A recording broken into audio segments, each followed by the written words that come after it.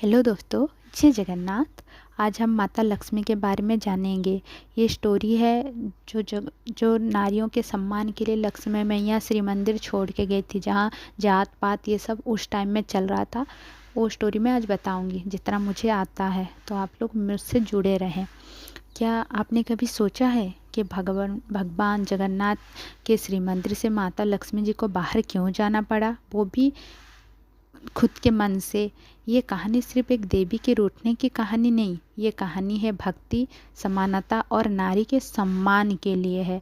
कहा जाता है कि एक दिन माता लक्ष्मी एक साधारण स्त्री का रूप धारण करके एक नीच जाति के घर चली गई, क्योंकि उन्होंने देखा चारों तरफ तो सिर्फ मेला ही मेला, कोई अपना बाल खुला करके छोड़ा है, कोई बैठ के, मतलब 7 बज गए हैं लेकिन वो बाहर बैठ के तब तक उसने ब्रश वगैरह नहीं किया था, कोई नहीं नहाया था, और एकदम से चारों तरफ मेला ही मेला था।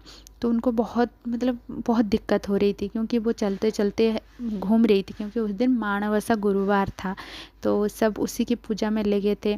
तो उनको कहीं भी स्वच्छता नहीं दिख रही थी, मतलब सब लोग ऐसे, कोई बच्चों को पीट रहा था, क्योंकि इस दिन बच्चों को पीटना अलाउ नहीं होता, मतलब नहीं मार सकते।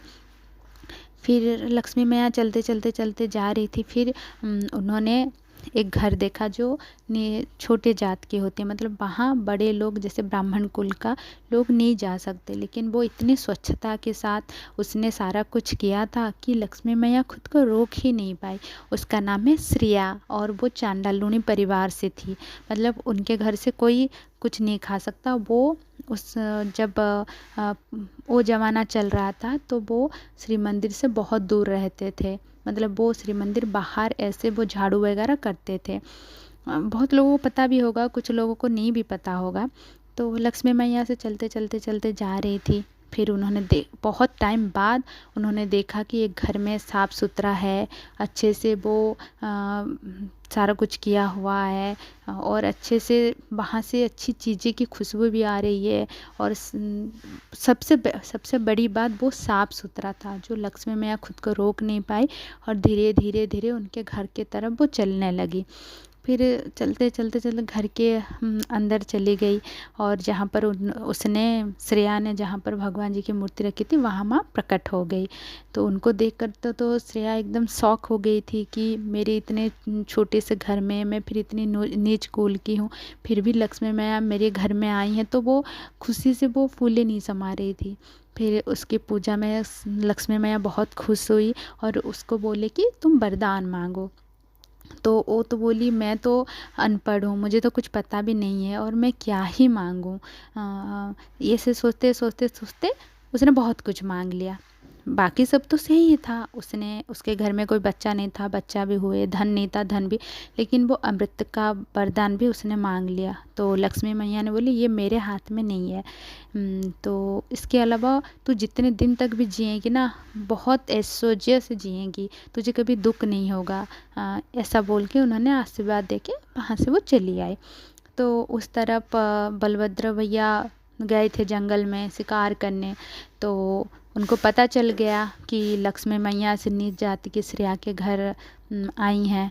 तो उनको बहुत गुस्सा आया, वो एकदम से श्री मंदिर आए और जगन्नाथ जी को बोला कि आज लक्ष्मी कहाँ पर गई हैं। तो वो बोली आज उनका पूजा है, और उन्होंने बोला था साल में एक बार वो ऐसे गांव में घूमेंगे, तो इसीलिए वो गई हैं। तो बोले तुझे पता है कि वो किसके घर में गई हैं? वो श्रेया चंडलानी के घर गई हैं, जहाँ हमारा जाना वर्जित है, और अब वो श्री मंदिर में नहीं रह सकती, उनके हाथों का हम नहीं खा सकते, ऐसा बहुत कुछ बोला।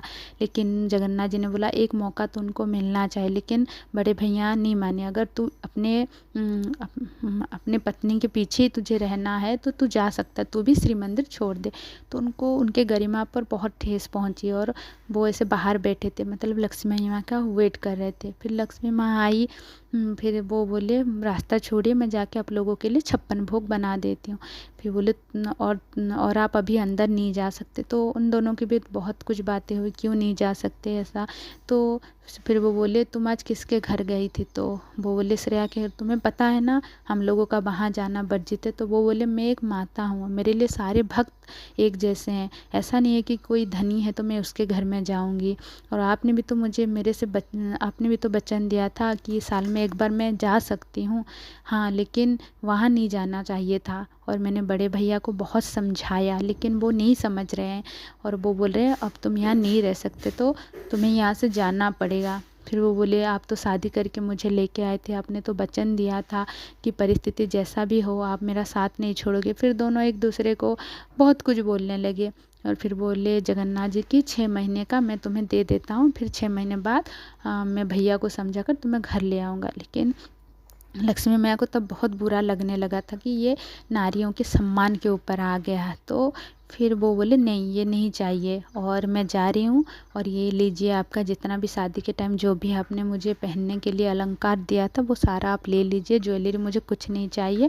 और क्यों आप, मैं यहाँ से जाने के बाद का आप किसी और से शादी करोगे तो बोलोगे तो पहले जिससे शादी किया था वो सारा कुछ लेके चली गई, तो ये लांछन में नहीं लेके जा सकती साथ में, तो आप ले लीजिए। ये बोल के उसने सारा कुछ वहाँ रख कर ही वो चली गई। फिर चली गई वहाँ से और ये बोल के गई कि जब तक आप लोग नारियों का सम्मान नहीं करेंगे तो आपका भी अच्छा नहीं होगा। और जिस दिन आप मुझे भी छोटा जात ही समझ गए ना, मेरे हाथ से बनी हुई खाना जब तक आप नहीं खाओगे उतने दिन तक आप भूखे रहोगे, और आप भिक्षा मांगोगे तब भी आपको नहीं मिलेगा। ऐसे बोल के रोते रोते चली गई। फिर ऐसे चल रही थी रास्ते में उनको लगा कि अभी मैं अपने पापा के घर जाऊंगी तो फिर ये लोग जाके समझा बुझा कर जगन्नाथ जी मुझे ले आएंगे, नहीं। फिर उन्होंने विश्वकर्मा को बुलाया और उनको बोला मेरे लिए एक छोटा सा घर बना दो। फिर उन्होंने एकदम से मणि वगैरह सारा लगा कर उनके लिए बहुत सुंदर सा घर बना दिया। तो हर लोग, कोई भी ऐसे जाता था तो वहाँ लक्ष्मी मैया के वहाँ से खाली हाथ नहीं था, खा के खुद के साथ लेके भरपेट वो आता था। और ये लोग जिसके घर भी जाते थे तो कुछ नहीं मिलता था, कोई मार के भगा देता था। जब खाने की बात आई तो हवा चलने लगती थी, क्योंकि लक्ष्मी जी का सारा खेल था। तो 14 साल तक इन लोगों को खाने के लिए कुछ नहीं मिला। ये लोग ऐसे भूखे ऐसे ऐसे कर रहे थे। एंड में वो समुद्र के पास ही उनका घर था ना, लक्ष्मी मैया के पास, लक्ष्मी मैया का। तो ये लोग फिर वहाँ गए। अभी मैं थोड़ा शॉर्ट करके बता रही हूँ, नहीं तो वीडियो बहुत लॉन्ग हो जाएगा। फिर वो जो वहाँ पर रेत होती वो इतनी गर्म थी कि मतलब जगन्नाथ जी जाना नहीं चाहते थे। दाऊ एक बार गए लेकिन वो सही से कुछ नहीं कर पाए, तो सब बोले कि ये पागल है। ऐसे सोच के जो लक्ष्मी मैया के जो उनका सेवा करते थे वो सारी लड़कियां इनको भगा दिए। तो वो ये आए जगन्नाथ जी को बोले तुझे अच्छे से मंत्र आता, अब तू जा। तो वो बोले इतने गरम रेत के ऊपर मैं चल नहीं सकता, तुझे जाना पड़ेगा। फिर वो ऐसे गए। फिर दोनों भाई फिर से गए और वहाँ मंत्र पढ़े तो वो लोग आए और बोले हम लोग ब्राह्मण हैं और हम बहुत दिन से कुछ नहीं खाए, तो हमें खाना चाहिए। तो वो अंदर गए, लक्ष्मी मैया को पूछे तो लक्ष्मी मैया को पता चल गया वो हैं। फिर बाद में इन दोनों को पता चला कि ये छोटे जात के हैं।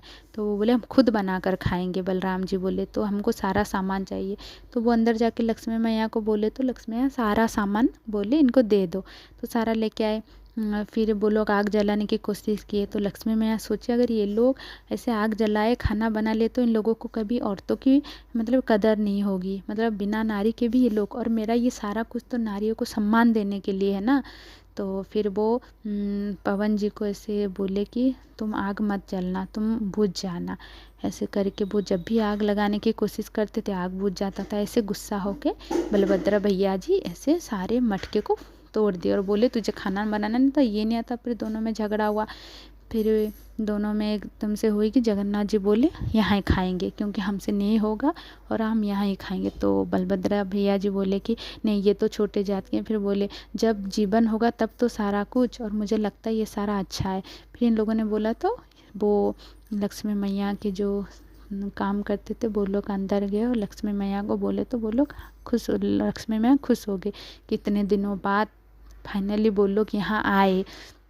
फिर उनको नहाने के लिए पानी, फिर उनका कपड़ा जो जो था सारा कुछ हुआ। फिर बलभद्र जी बोले कि हाँ एक भी मतलब पुरुष नहीं दिख रहे, हम कैसे यहाँ जाए, हम बाहर ही बैठेंगे ऐसा कुछ। तो जगन्नाथ जी बोले यहाँ का राजा हम ही हैं। तो बोले ऐसे नहीं बोलना चाहिए, ये किसी और का। तो बोले नहीं भैया मेरे ऊपर भरोसा रखो। फिर वो लोग जो वहाँ थे लड़कियाँ उनको बोले इसकी बात को ध्यान मत देना। फिर दोनों बैठ गए। फिर लक्ष्मी मैया को तो पता है क्या है क्या नहीं, वो तो आके अपने बड़े भैया को तो वो दे नहीं सकते ना। तो वो लड़कियों को बोले ये पहले जाके बड़े भैया को देना, पूछना कौन बड़ा है। तो एक लेके आई, पूछे बड़ा कौन है। तो बलभद्रा भैया जी गुस्सा हो गए, बोले तुम्हें देख के पता नहीं चलता बड़ा कौन है। फिर वो आके बड़े भैया को दे दिए। फिर जगन्नाथ जी के लिए जब लेने गए तो वापस आए तो दाऊ एकदम से खा चुके थे। तो बोले कहाँ गया। तो बोले इतने दिनों से मैंने खाया नहीं था तो मैंने खा लिया। फिर जगन्नाथ जी खाए, फिर एंड में उनके लिए पोड़ पिठा लेके आए। तो सारा कुछ उनको पता लग रहा था। फिर दाऊ भैया ने बोला ये खाना कुछ जाना पहचाना लग रहा है, स्वाद हमारी लक्ष्मी। लेकिन लक्ष्मी जी कहाँ है हमारे पास, मेरे वजह से वो श्री मंदिर छोड़ के चले गए। मैं ही पागल था जो नहीं समझ पाया कि बिना स्त्री का कोई घर नहीं होता। फिर जगन्नाथ जी बोले वो यहीं है। तो बोले जाओ लेके आओ, बोलना कि बड़े भैया की गलती हो गई, उन्हें माफ़ कर दो, ऐसा कुछ बोले। वो अंदर गए। फिर लक्ष्मी मैया उनका पैर धोए, फिर पानी पिए, फिर सारा कुछ बताया। फिर लक्ष्मी मैया बोले आप वचन दो कि हर साल ये जब थर्सडे होगा, ये माणवसा गुरुवार होगा, तो मैं किसी के घर भी जा सकती हूँ और श्री मंदिर कोई भी आ सकता है, किसी के हाथ से भी भोग खा सकता है, कोई जात पात कुछ नहीं होगा। आप ऐसा वचन दोगे तभी मैं श्री मंदिर जाऊँगी, नहीं तो नहीं। तो जगन्नाथ जी बोले हाँ आप जैसा चाहोगे वैसा होगा। फिर तीनों साथ में गए और वापस से श्री मंदिर एकदम से खिल उठा। और तब से मतलब हम लोगों के लिए, हम नारियों के लिए ये सारा कुछ किया गया था। लक्ष्मी मैया तो चुटकियों में, जगन्नाथ जी को सब कुछ पता था, लेकिन वो भी चाहते थे कि नारियों को सम्मान मिले। नहीं तो जेंट्स लोगों को औरतों की क्या वैल्यू रह जाती, वो लोग तो खुद सारा कुछ कर लेते। इसलिए बोला जाता है बिना औरत का किसी का कुछ नहीं भला होता, हर मर्द के पीछे एक औरत का हाथ होता है। जो लोग इसको पॉजिटिव के हिसाब से ले सकते हैं बोले, क्योंकि सबको पता है कि अगर जैसे हम अगर भाई बहन हैं, अगर एक बहन है तो एकदम घर भरा भरा रहता है, और अगर सारे भाई हैं वो उनको पता होता है कि राखी के दिन क्या गुजरती है। और एक बहन के बिना जितना सुंदर घर भी हो वो घर नहीं होता, कबाड़ा ही होता है। इसलिए नारियों का सम्मान करना चाहिए। और मैं आप लोगों को भी बोल रही हूँ, जिन जिन के घर में भी बहनें हैं उनका सम्मान कीजिए, माएँ हैं तो उनका हर दिन सेवा कीजिए, पत्नी है तो उनका भी सेवा कीजिए। और मैं जो दूसरे के घर से आके यहाँ मतलब शादी करके आए उनको भी मैं बोल रही हूँ कि अपने सास ससुर को सास ससुर के जैसा नहीं, माँ बाप की तरह देखिए। क्योंकि लक्ष्मी मैया बोले ना जहाँ सम्मान है वहाँ पर मैं हूँ।